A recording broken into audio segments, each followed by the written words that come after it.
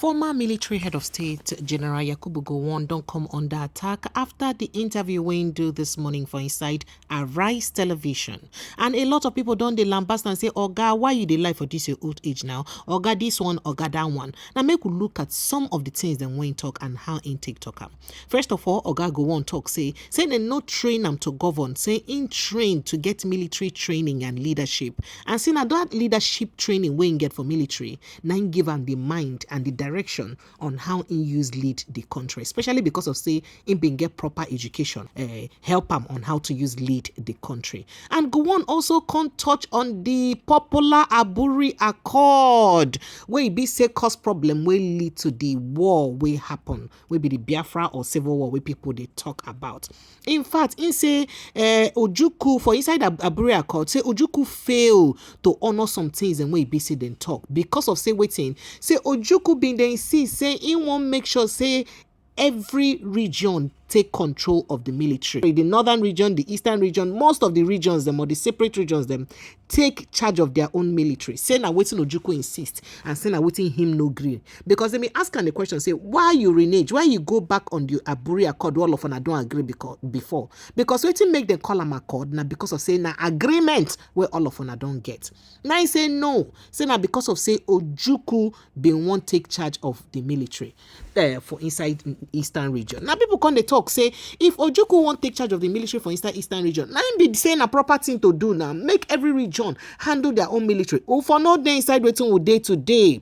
If to say each region handle their military, maybe things where they happen for inside Plateau State, your village, your state, Benue State, Enugu State, for now they happen today because each military for free join hand. See what in my guest been talk concerning the Benue incident. Say military officers then way from the north, way from Fulani, they help Fulani people come fight Benue State people them.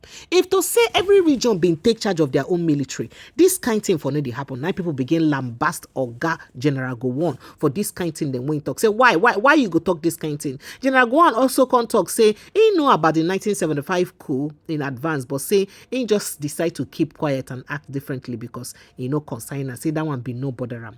They also ask him more questions. He can't talk about say the Biafra War. Say it not be war against the Igbozo, but say na war against anybody wey be say won't separate from Nigeria. Say as long as say you won't come out for Nigeria, say na the problem. So say not be saying him been target say oh it must be the Igbos wey be say him go target for inside this war. But say na say anybody wey won't come out from the country, we carry arm, we carry gun, say we won't leave this country by force. Say na the people wey be say in fight. Oh wow. Okay. As Ojukwu talk say because of say you no wan gree for the Aburi Accord, we won't come out. Now he be say he don't declare war on the Igbo people be that. But he no gree say na Igbo people in declare war on. In talk say na against people we want separate for the country because as a head of state, say in work na to keep Nigeria united.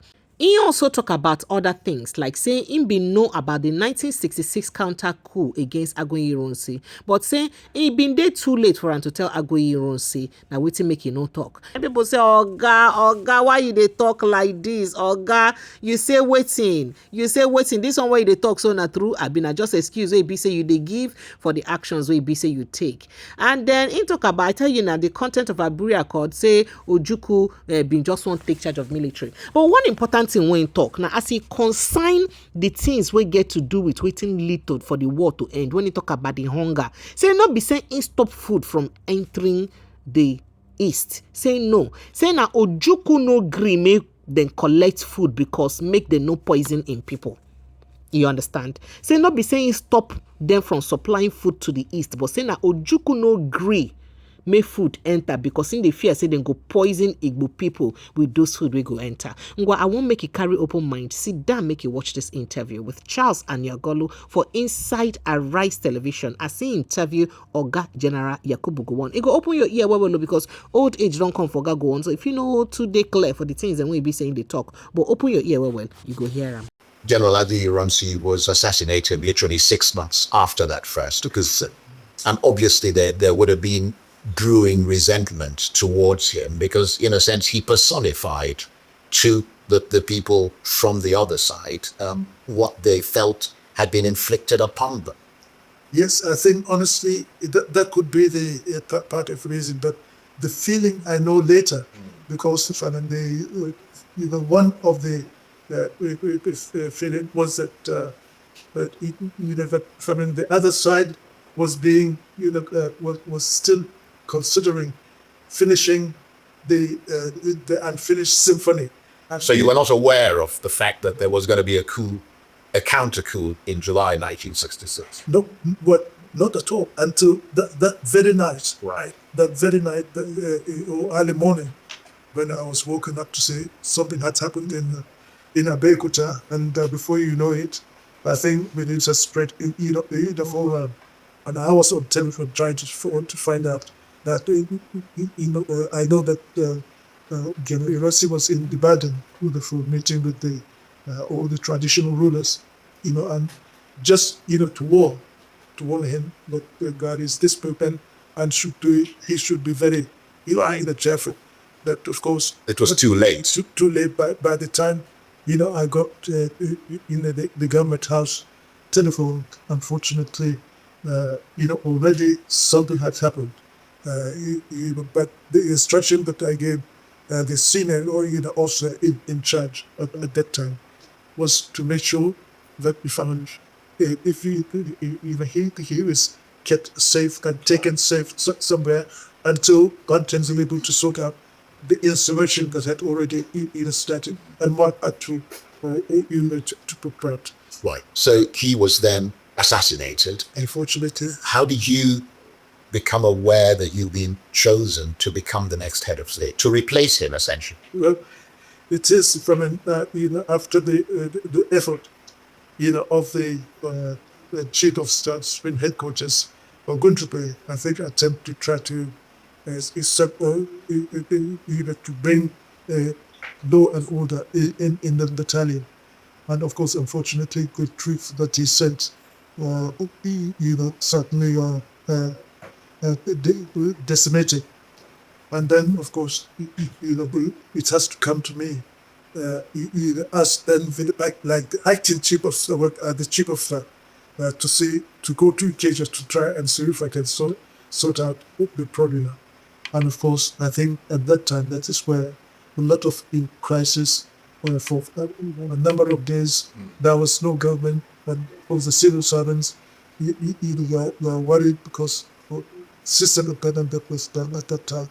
So there was all sort of efforts, either from them, for her to go and put things right in occasion. And of course, one day, please, Father, they know me as the former Extreme General, but only at that time, I was German party chief of.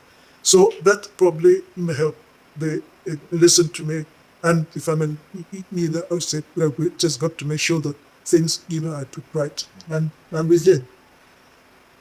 So with civil servants, certainly they wanted to make contact with the most senior officer, military officer, to give them the instruction. Since the old system is still like military, that was in control. But I didn't tell you the story how I was the contact between the civil servants, and also some of the foreign were British and American, ambassadors or high commissioners, had to come and see before to wish to find out who is the leader of the insurrection, but at the time, in order to make sure that at least things start going on. And so they came, and they saw me. And of course, there was discussion there from to what is happening and the head of state. I didn't want it. I want to remain the secretary, to remain either as minister or get into GRC or minister of in order to ensure that we restore the discipline and loyalty of the polity of the army, in support of But they offered it to you. But in the end, of course, I offered it to the junior officers if they want to, and any of them wanted to, the gender, how we do less was to look after the population to restore loyalty, discriminality for the but however, in the end, in fact, the most of the younger officers, they're saying that I'm the only one that they would accept. That is irrespective from any or from any of the group in the army. So although I was not in the most senior, there were senior people now were independent, sugar, and others. But unfortunately, they said they did not want anybody but for me to give them the leadership. And so that was how the leadership came to me. And of course, subsequent to that January 66 coup, the July 66 coup, and you subsequently becoming head of state, there were attacks on people from the southeast in the northern region, and even in parts of the western region as well. The people in the southeast call it a polka. What was your assessment of what happened, and what did you try to do to stop those killings of people from the southeast? My goodness, it was something that we did not expect. That was more of reaction of what either happened in area. Now, if you remember, before Iran's did you remember something that the regions are going to be disbanded and all going to be provincial when you became minister, that is going to become provinces. And of course, there was a lot of reaction, fear and reaction from all the regions. Well, of course, except these Midwest probably touch on it because it is already quite normal that they have their own vision.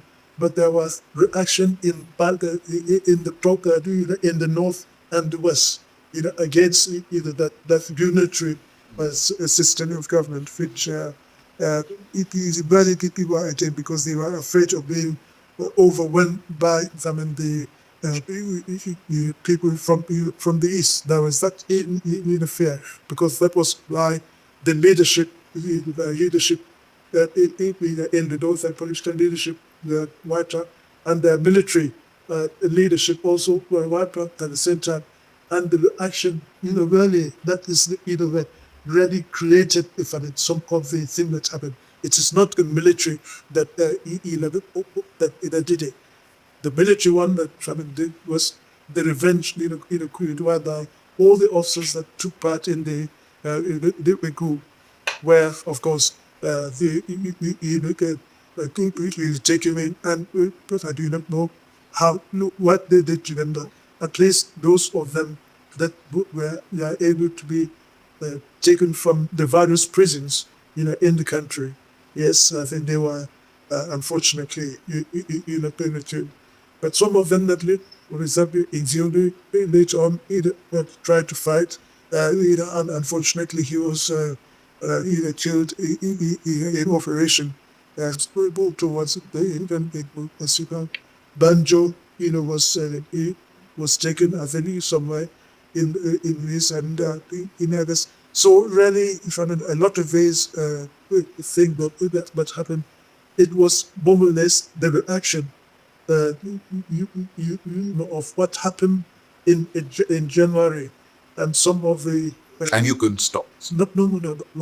No, of course, I had to stop it, my goodness. I remember during that time, during that crisis, yes, what one has to do in whatever way one could to get the leadership authorities in those areas to stop from got past right nonsense.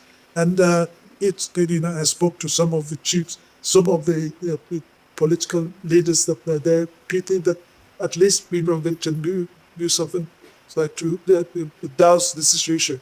And Bauchi, I remember certainly remember that the Emir of Bauchi that I had to speak to has my name. So he was my namesake. His name was Yakubu certain Bauchi. Yes, I spoke to them, and to do whatever we can, and also the soldiers, to make sure that the people were protected. And it is not the act of the military, but the reaction of the population, because of what's happened to their leadership. When you come to think of it, But then, of course, the people in the southeast felt that that was the clearest indication to them that they were no longer wanted in the union that was Nigeria.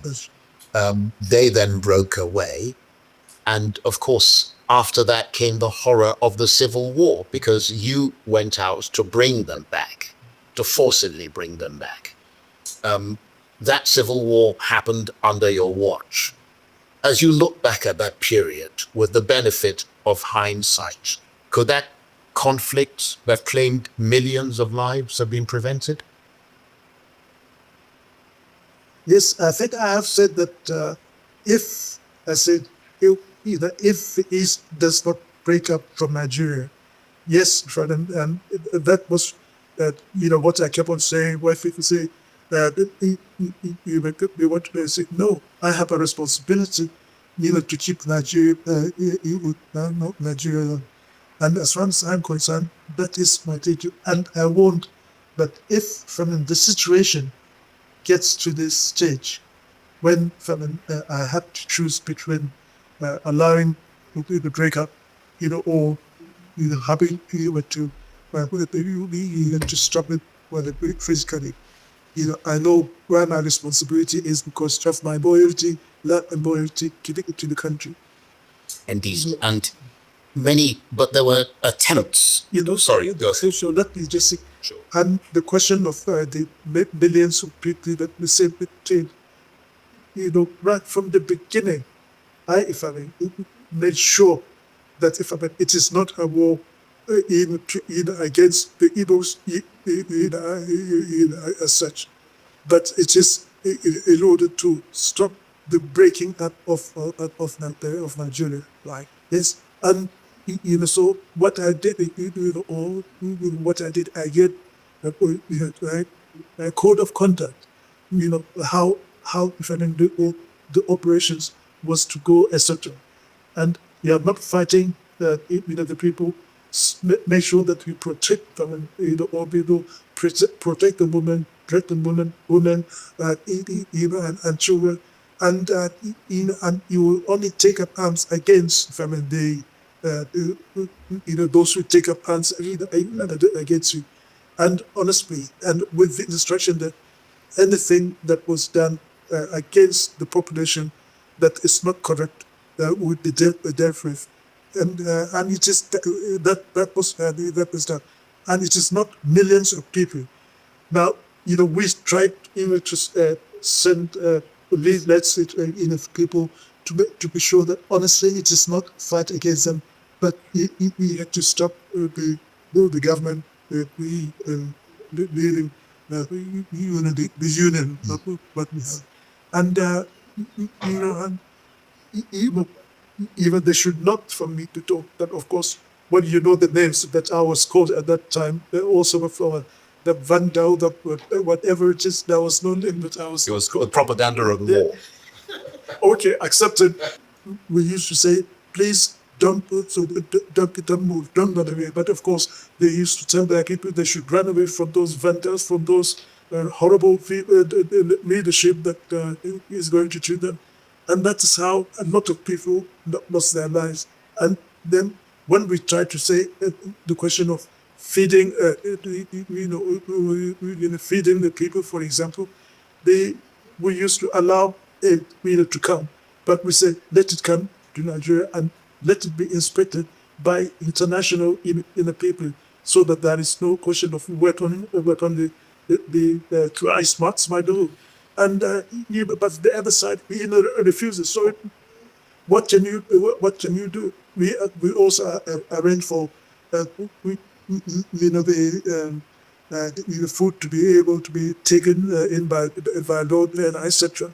that, of course, the other side, Ojukwu, will say no because of either way, Nigeria is going to poison the food. Whether we are afraid of weapons being in there, but of Nigeria will be poisoning the food, and so they will say no to that thing. But and in the end, really, a lot of the people, it is not from the people killed by gunshots, right? But all the palm trees and trees that I saw when I went to that part of the country, and I saw all those black spots on trees, palm trees, etc. And I was wondering what sort of disease is this on those trees? And someone said, no, those are bullet marks. So most of the bullets were more on the on those trees, Not on people. not on people. But I mean, that was obviously when the war had started and advanced. Prior to the start of the war, many analysts have suggested that if the Aburi Accord had been implemented, the tragedy of the Civil War might have been averted, and they blame you for reneging on that Aburi Accord. Is that how you see it? Did your government renege on the Aburi Accord?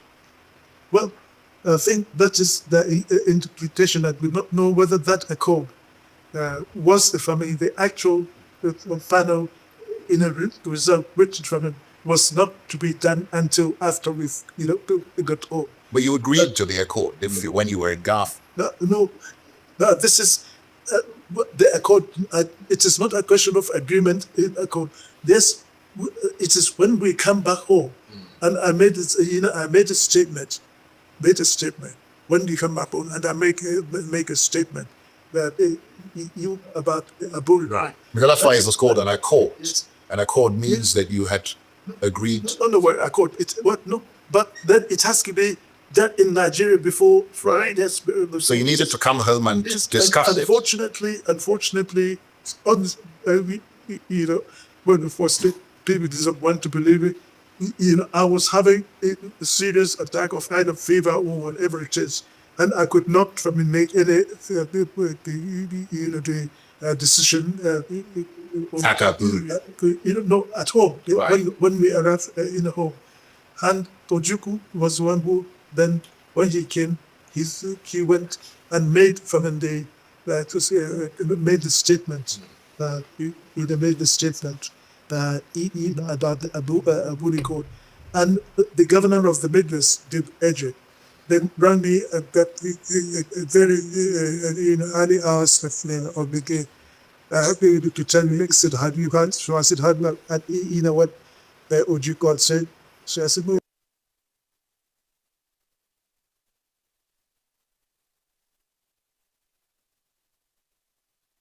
I haven't had anything that that happened, but that is the reason why I could not make this statement, which would have then clearly say exactly what we agree with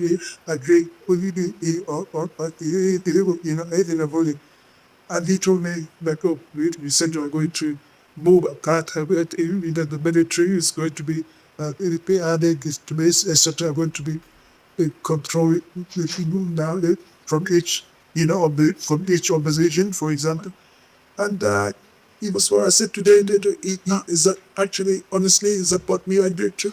But he said, yo. So I said, well, honestly, I do not know what that is. So that was different in the time. And later on, I had to ask the other governors what they think. And they were able to say, well, that is not what it is. So we had to organize a meeting of all the governors, and he was invited to attend so that we can deal with the Aburi Accord. And we met at Naifo in Benin, and he did not turn up. And of course, all the secretaries to the government, all the were there, all the governors were there. He was invited, but of course he said because of security reason he cannot come, so he didn't come or send anybody. And we discussed that Aburi discussion, and for example, the permanent the secretary to the government, the West. did ask, say, came and appealed to me, as a Christian, please, if we can make sure that that accord, what we agreed is in the true spirit of Aburi, and I told him, as a Christian, I can assure you that that is the way. It is going to be, and we had that meeting. In the end, we invited him to come. He did not Right. come. So- And when we ended the meeting, of course, the spirit of Aburi was totally, as if it was sort of, I do not know what accord he was reading, because he came to the meeting with, prepared papers, of things that he wanted. And of course, we discussed them one by one, agree on some, disagree on some. Like, for example, to give you one of the major issue, although we say that the military would be zoned, but the control, and then he wanted, those zones to be commanded by the governor. Say you have a military zone in the north, will be commanded by the governor of the ministry. In the east, will be commanded by by him, and military in the west, by this thing. And of course, we did not agree with that one. And certainly, it was not one of those agreed. But none of us went there, with any senior official, secretary to the government, or senior, etc. We did not. We just went there, as far as we are concerned, to be able to meet as officers now and then, to agree to be able to get back home and resolve our problem at home. That was my understanding, but that is not his understanding. And so when we went to NIFO and discussed this, the spirit of Aburi was certainly included. The only thing that I added was that no region will can secede, Right. from the So that there from was the country. there was a clear, from your point of view, Absolutely. misunderstanding. Absolutely. The war, of course, ended in 1970, and you came up with that no victor, no vanquished declaration, which was seen by many people, both at home and abroad, as a extraordinary, magnanimous gesture of post-war reconciliation, unprecedented in many ways. Would you say that 55 years later, Nigeria has healed from the wounds inflicted by that terrible war, and that no victor, no vanquished declaration of yours was fully adopted in this country? Well, at least we've survived how many years now? We've survived how many years? It'll be 65 this year. Well, we've survived 65 years. Since the war, let us say. Yes, 55 years since the war. Yeah. Since the war. At least, if there is anything, my whole idea is that when all this thing is done, at least we can be able to come back, and rebuild the country and make the great efforts that have been done. Yes, we've gone through, through dangerous time, whereby as though we're going to break up, etc. But we've now come back, and we are now improving, at every stage. But you do know that survival is not the same as thriving. Oh, thriving, isn't Nigeria thriving today? Come along, let us have it. Have we not gone beyond? What we were 55 years ago? And we still trying to get the perfection. Certainly, I did not mean that. Things will be absolutely perfect the way they want, or anybody wants. But at least we will survive as a country, improving at every stage, right? To where we are. And if we look at things the way things are going today, most of the people that were affected by the war today, and great progress and happening in the East, in all the states in the East. I certainly did not try to stop development and improving the situation, as the time goes along. After the Nigerian Civil War, your administration enjoyed enormous financial liquidity because of the oil boom of that period. Nigerians believe that that money was not necessarily properly utilized for the development of this country. I wonder what your response is to that. Could you perhaps have applied those resources better? Well, first of all, we've got to make sure that we protect, that sources of that wealth, and to make sure that it is not destroyed. So we really remove the attack from the other side, who are doing a lot of the destruction, whether it is a nature bridge or whatever, or various areas, so that the federal side did not get to them. We made sure that those were protected, because I know that we're going to need those resources for the reconstruction and redevelopment, and the development of the country. And that is what we did.